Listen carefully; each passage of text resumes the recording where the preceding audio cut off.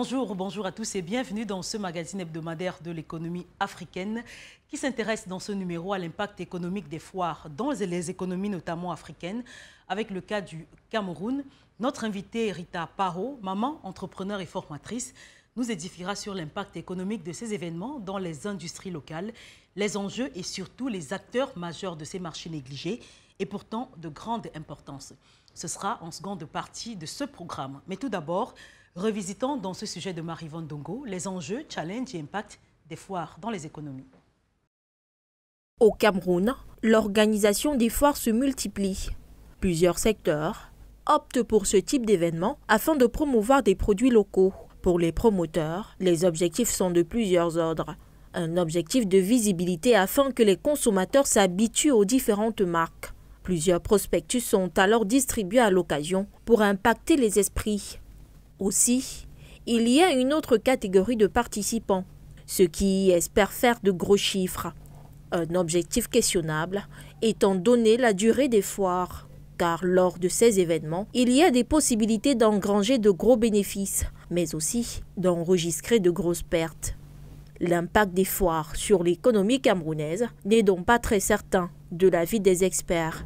D'une part, elle peut contribuer à réduire la mortalité infantile des PME, car plusieurs d'entre elles meurent au bout de leur 3e année d'existence au Cameroun. Les foires peuvent également contribuer à inciter les plus jeunes à voir leurs entreprises exposées.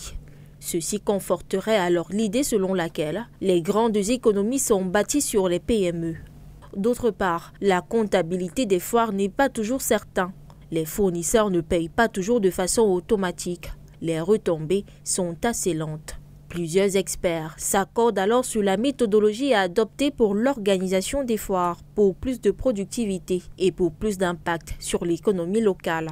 Espacer les événements, adapter les foires aux habitudes des populations qui sont les principaux consommateurs. Et pourtant, les défis restent grands pour pouvoir mesurer leur impact économique et en tirer profit. Il existe plusieurs stratégies de partenariat des organisations comme la Banque africaine de développement ou encore la Banque mondiale qui explorent des stratégies en vue de renforcer la compétitivité, en vue de l'amélioration des prestations des services comme les foires. Classé 144e pays sur 180 dans l'indice de perception de la corruption 2021 établi par Transparency International, le Cameroun connaît une situation économique et sociale qui représente de grands enjeux pour son développement économique. Le tableau est dressé par Serge Bertrand ici. La croissance de l'économie camerounaise est depuis l'année 2021 tributaire de plusieurs enjeux, notamment économiques et sociaux. Une étude sur les perspectives économiques du Cameroun du groupe de la Banque africaine de développement révèle que son produit intérieur brut a atteint 3,5% en 2021 contre 0,5% en 2020. Ceci grâce à la relance de l'activité non pétrolière et à la promotion des investissements.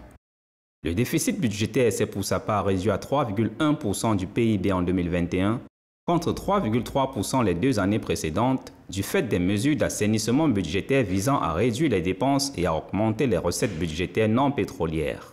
Selon la même étude, les prévisions envisageaient une croissance de 4,1% en 2022 et de 4,3% en 2023 en raison de l'augmentation de la production de gaz et de la poursuite de la consolidation budgétaire engagée dans le cadre d'un programme économique et financier signé avec le FMI en juillet 2021. Seulement, la crise russo-ukrainienne a influencé le contrôle des prix à l'exportation, couplé aux restrictions des mesures barrières imposées bien avant par la pandémie de Covid-19 et qui ont perturbé les chaînes d'approvisionnement mondiales. Sur le plan social, le pays est en proie aux inondations, à la déforestation, à la sécheresse dans le nord et à une durée incertaine des saisons de pluie. Ce changement climatique affecte le secteur de l'agro-industrie qui représente près de 33% de la production du secteur industriel. Mais les experts de l'Agence française de développement soutiennent l'idée selon laquelle l'organisation des foires économiques et commerciales serait favorable au développement économique du pays, notamment par un soutien aux collectivités locales dans la mise en œuvre de leurs plans de développement, le renforcement des exploitations agricoles familiales, qui représentent 80% de la production, et 60% de l'emploi du pays et le financement des infrastructures routières afin de désenclaver les zones de bassins agricoles. Retrouvons à présent Rita Parot dans un entretien sur le potentiel économique de l'organisation des foires et on se retrouve juste après.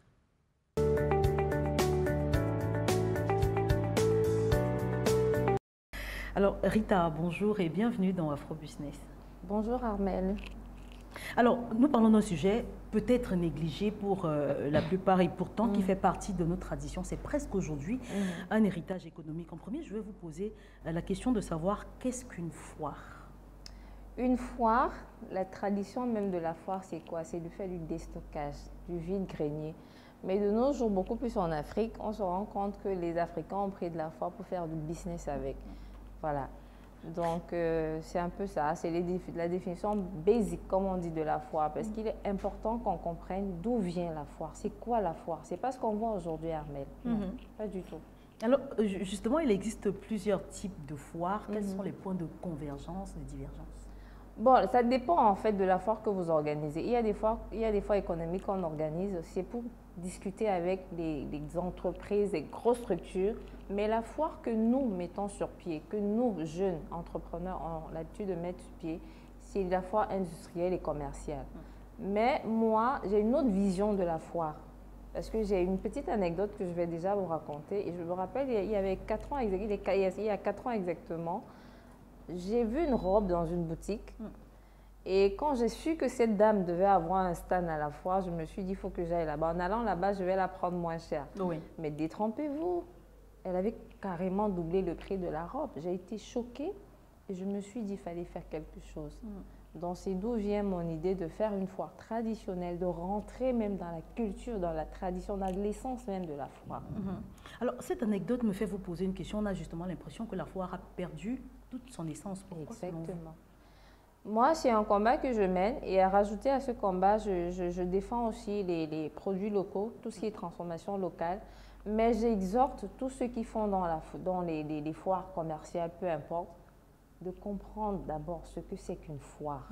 On ne se lève pas un matin, on fait des stands, on se dit on va faire une foire. Non. Il est important de savoir que si aujourd'hui notre structure veut faire la foire, pourquoi? Pour apporter de la visibilité aux PME et de permettre aux commerçants, aux artisans, de sortir et d'écouler leurs marchandises qu'ils ont eu toute l'année. Parce qu'au courant de l'année, forcément, il y a des articles que vous n'avez pas pu sortir dans votre shop. Oui. Et qu'est-ce qu'on fait en fin d'année? On fait un déstockage massif. Et c'est ce que nous allons faire en décembre. Justement. Un déstockage massif. Même s'il faut signer des engagements avec les exposants, on le fera. Parce que sur ça, je ne vais pas être transigeante. Alors, c'est donc à vous comprendre, à vous suivre. On parle là d'un marché de grande importance. Comment tirer profit ou avantage de ce secteur économique? Nous avons prévu des formations en amont, des formations qu'on va commencer le 17 septembre. On va former les exposants. Comment rentrer dans son investissement? Comment capitaliser? Comment vendre sa marchandise et ne pas se plaindre et sortir de la foire et dire « Ouf, c'était quelque chose ». Donc nous avons 2 sessions de formation, une en septembre et la deuxième en décembre. Et celle de décembre, c'est carrément des partenaires américains qui viendront faire la formation. Il ne suffit pas d'exposer pour vendre, non. Il faut savoir pourquoi on vend. Qu'est-ce qu'on cherche derrière cet article? Oui, c'est la question que je voulais vous poser, c'est de savoir quel est le but d'une foire. Le but d'une foire, comme j'ai dit tout à l'heure, c'est d'écouler sa marchandise qui n'a pas pu sortir au cours de l'année. Pour les commerçants et les artisans, ils ont besoin de visibilité. Hélas, ils n'ont pas une plateforme où s'exprimer au Cameroun. C'est dommage. Parce que vous vous rendez compte, nous, à la foire, on va faire nos stands avec du bambou de Chine qui viendra de Dibombari. Ce sera du jamais vu. Je ne vais pas en dire plus parce que vous allez tout simplement découvrir. Maintenant, pour les PME, on a des entreprises, des jeunes entrepreneurs aujourd'hui qui ont besoin de visibilité. C'est pourquoi je vais déjà appeler la maison d'H de trouver, je ne sais pas, de créer une émission qui va pouvoir permettre aux entrepreneurs de s'exprimer. Voilà, parce que c'est important de le faire. On a besoin de visibilité. Alors, vous êtes justement sur le bon plateau pour cette visibilité. Je ne suis pas venue là par hasard. Alors, vous organisez, vous, des foires depuis quelque temps. Quelles retombées économiques pour un pays comme le nôtre, le Cameroun, dont le PIB était estimé à environ 3,5% en 2021? Bon, je vais vous dire, j'ai toujours participé au comité d'organisation des foires. Je n'ai pas pris les devants. Justement, aujourd'hui, je prends les devants parce que je me dis, il est temps de changer, d'innover, de rentrer même dans la vraie culture de la foire. elle va apporter beaucoup parce que l'OTVP qu'on paye déjà, ça ne rentre pas dans les caisses de Naomi Logistique, ça rentre dans les caisses de l'économie du Cameroun. L'OTVP, beaucoup de gens ne savent pas ce que c'est que l'OTVP, c'est l'espace que vous empruntez pour faire un événement. On vous facture cet espace en fonction du nombre de mètres que ça va coûter. Vous vous rendez compte que ça ne rentre pas dans mes caisses. Je sors de l'argent pour ça. Cet argent nourrit des familles, cet argent paye des loyers, paye des employés derrière. Mais ça apporte en plus à l'économie de notre pays. C'est comme ça que je peux aider. Alors forcément, ce genre d'événement a un impact, un gros impact, tout comme la plupart des pays de l'Afrique centrale, avec un taux de pauvreté qui stagne quand même autour de 40%. Est-ce que c'est à la portée de tous les Camerounais? Ça dépend. Je vais dire que ça dépend parce que c'est vrai que de nos jours, les prix des stands, sans vous mentir, c'est pratiquement, je vais dire même scandaleux. C'est pourquoi c'est bien de faire dans du vivre moins cher. C'est pourquoi j'ai parlé tout à l'heure des bambous de Chine. J'irai voir les artisans à Dibombari. Une chose est sûre, c'est que si j'avais mis un budget de 3 millions avec le menuisier que je vais prendre, bien la société avec qui je vais travailler pour faire les stands, je peux vous dire que les bambous de Chine ne me coûteront même pas les 50% de ce que je vais dépenser chez le menuisier. Alors justement, les produits locaux, quelle est la place des produits locaux aujourd'hui dans le développement du Cameroun, notamment la foire? Avec tout ce qui se passe aujourd'hui, bon, c'est vrai que l'excuse c'est toujours Russie-Ukraine, mais c'est dommage. On a tout ce qu'il faut. On a des chaînes comme Dash TV pour mettre les produits locaux en avant. On a toutes les plateformes. Même si on n'en a pas, il faut créer. Moi, à mon niveau, j'essaye de faire des expositions pour les artisans. J'en ai fait un il y a quelques temps. J'ai invité l'excellence Roger Mila qui a béni mon projet, qui l'a soutenu. J'ai fait venir un investisseur de l'étranger avec qui on a passé une semaine d'entrepreneuriat du 30 au 6. Mais on s'est rendu compte qu'on a des produits qu'on ne met pas en avant. J'ai rencontré 2 étudiantes. Elles font des bonbons à base de plantes naturelles. Mais Armelle, je vous dis, c'est délicieux. Et le paquet, c'est quoi? C'est 500. Mais justement, qu'est-ce qui cloche pour ce genre de projet? C'est vrai, on a certes des investisseurs, mais qu'est-ce qui cloche pour que des concepts comme celui-là n'avancent pas rapidement et s'implantent sur le marché local? Bon, c'est nous-mêmes le problème. Pourquoi? Parce que je trouve qu'il y a certains artisans qui font des bons produits, mais ils sont excessivement chers. C'est pourquoi quand les produits viennent de l'extérieur, on les trouve moins chers sur le marché et on s'accroche dessus. Aux artisans eux-mêmes de faire un effort. C'est vrai qu'ils vont dire que la matière première, la première matière revient plus chère. C'est vrai, elle revient plus chère. C'est pourquoi on doit travailler tout cela dessus. Je ne vois pas pourquoi, par exemple, mes jeunes étudiantes qui font des bonbons, elles ont eu un problème de packaging. Elles sont allées à Bonabéry, elles ont rencontré une société que je ne vais pas citer le nom. On leur a dit qu'on ne peut pas les aider en leur trouvant du packaging parce qu'ils ne font qu'en tonnes. Elles se sont senties mal, elles sont venues me dire, madame, on n'arrive pas à trouver du packaging qu'il faut pour nos bonbons. C'est dommage parce qu'elles ont de bons produits. Elles ont juste besoin d'un simple packaging. Une structure pouvait prendre ses enfants en main, c'est vrai que je les ai pris en main, et leur dit, bon, voilà ce qu'on vous propose pour la quantité de bonbons que vous faites. On vous offre tel emballage, par exemple, on vous offre tel packaging. Ça peut aider. Mais est-ce que les pouvoirs publics, justement, n'accompagnent pas ces projets, notamment jeunes? Il s'agit du développement local et de la jeunesse. Non, ils ne le font pas. Pourquoi? Parce que j'ai des partenaires, Macomi Capital Investment, qui font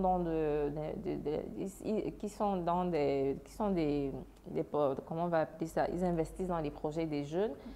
Mais malheureusement, j'en connais que Macomi qui fait dans ça. Il y en a peut-être d'autres. Macomi a pris l'initiative d'aider tous les porteurs de projets. Si Armelle a un projet, elle vient faire une présentation. Je suis toujours là pendant la présentation parce qu'on est partenaire. J'ai des jeunes que je ramène. Mais je trouve que si Macomi le fait, beaucoup d'autres peuvent le faire. Les pouvoirs publics peuvent le faire. Pourquoi ils ne le font pas? C'est la question qu'il faut se poser. Moi, je ne vais pas rentrer dans ça. Je vais rester dans mon petit coin et faire ce que je peux à mon niveau. Justement, comment créer des opportunités de croissance inclusive grâce aux foires comme celles que vous avez l'habitude d'accompagner ou d'organiser? Comment créer des croix? Bon, le truc d'abord, c'est d'oser. Les gens n'aiment pas venir dans les foires parce qu'on se dit les stands sont chers. Quand on vient à la foire Armel, c'est pour une visibilité, oui ou non? On vient se faire un nom.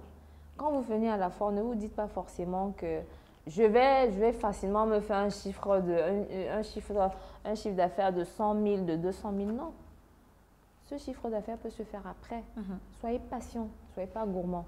Quand on vient à la foire, on vient se faire un nom, on vient se donner une visibilité. C'est le suivi qui compte. C'est ce qu'on fera après qui est important. C'est tout ça qu'on doit apprendre aux exposants, aux entrepreneurs pendant toute la session de formation qu'on va organiser. Rita, forcément, il y a encore beaucoup de défis, des défis économiques.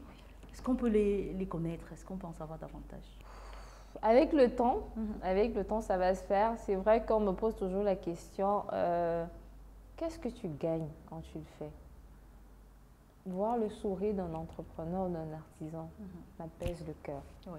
Parce que j'ai beaucoup discuté avec ces personnes-là. Je sais ce qu'ils vivent. C'est des personnes qui ont du mal à s'exprimer.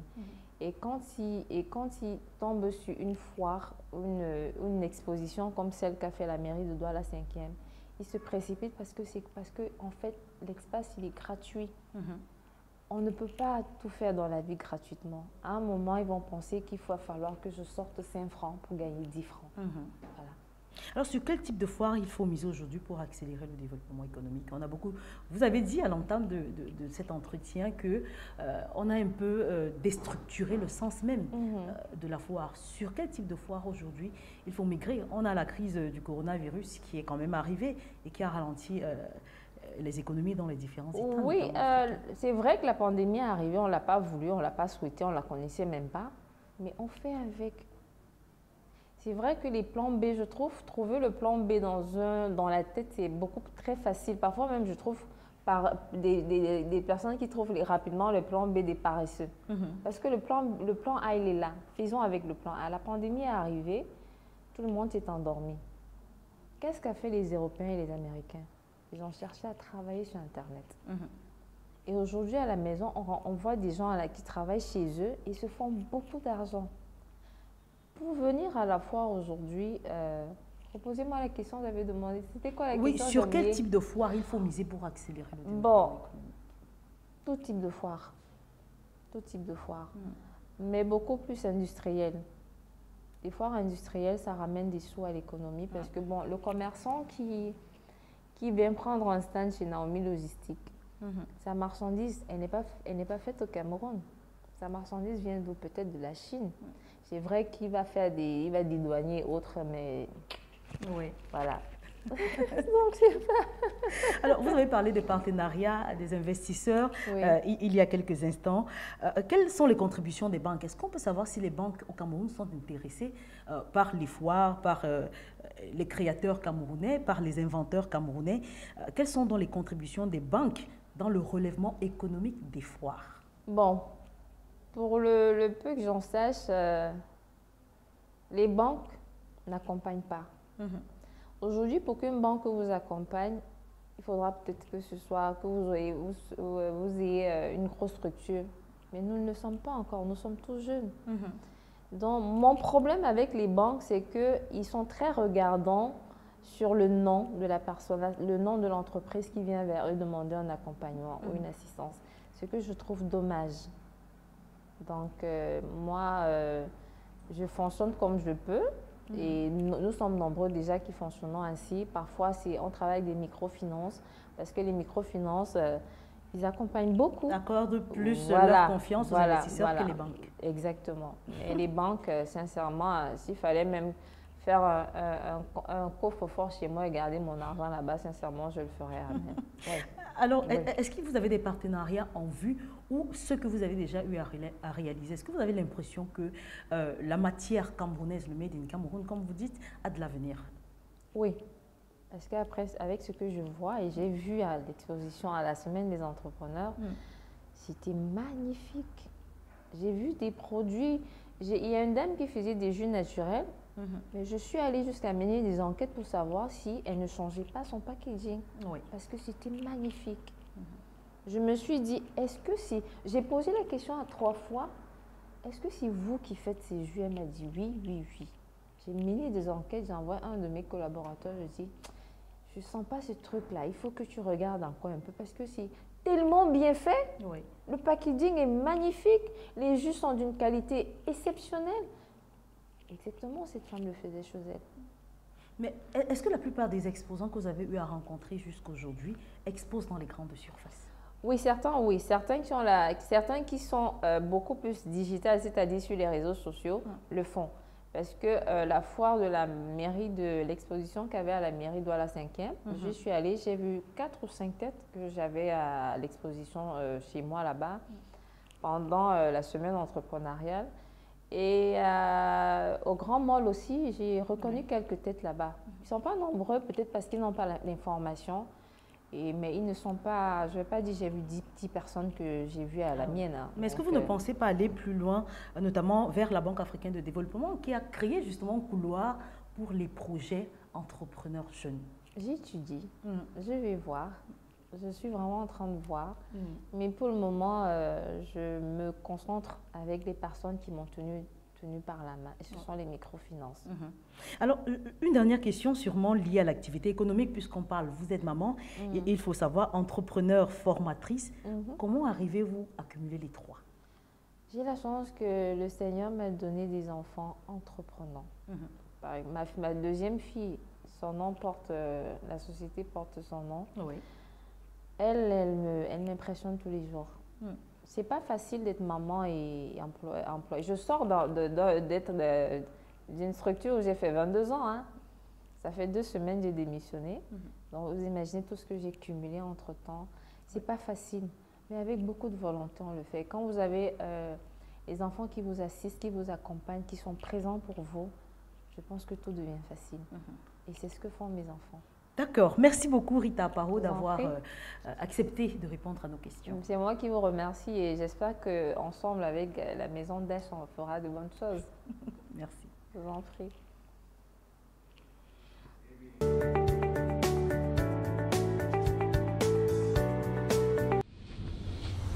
Voilà, c'est la fin de ce numéro d'Afro Business. Merci à vous d'avoir été des nôtres. Vous pouvez également nous suivre sur nos différentes plateformes des réseaux sociaux, Facebook, Twitter, LinkedIn ou encore Instagram. Merci de bien vouloir rester en compagnie de nos programmes et à très vite.